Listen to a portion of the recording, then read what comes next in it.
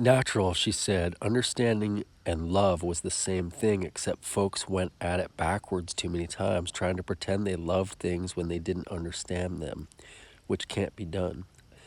I see right out that I was going to commence trying to understand practical everybody, for I sure didn't want to come up with a hickory nut spirit.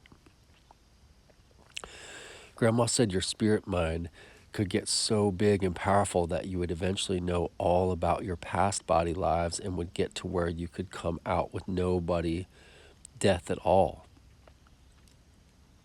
Grandma said I could watch some of how it worked from my secret place in the spring when everything is born, and always when anything is born, even idea, there's fret and fuss. There's spring storms like a baby borning in blood and pain. Grandma said it was the spirits kicking up a fuss at having to get back into material forms again. Then there was the summer, our grown up lives, and autumn, when we got older and had that particular feeling in our spirits of being back in time. Some folks called it nostalgia and sadness.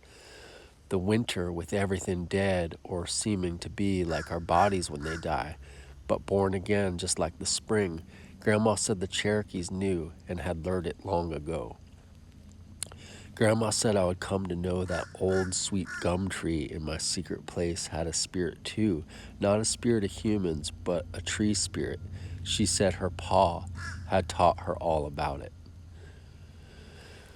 Grandma's pa was called Brown Hawk. She said his understanding was deep. He could feel the tree thought. Once, she said, when he was a little girl, her pa was troubled and said the white oaks on the mountain near them was excited and scared. He spent much time on the mountain, walking among the oaks. They were of much beauty, tall and straight. They wasn't selfish, allowing ground for so much, for suma. They were, sorry, they were of much beauty, tall and straight. They wasn't selfish, allowing ground for sumac and persimmon and hickory and chestnut to feed the wild things.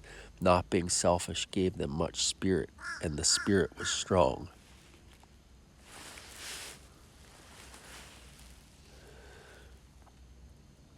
Grandma said her pa got so worried about the oaks that he would walk amongst them at night, for he knew something was wrong. Then, early one morning, as the sun broke the mountain ridge, Brown Hawk watched while lumbermen moved through the white oaks, marking and figuring how to cut all of them down. When they left, Brown Hawk said the white oaks commenced to cry, and he could not sleep, so he watched the lumbermen. They built a road up to the mountain over which to bring their wagons.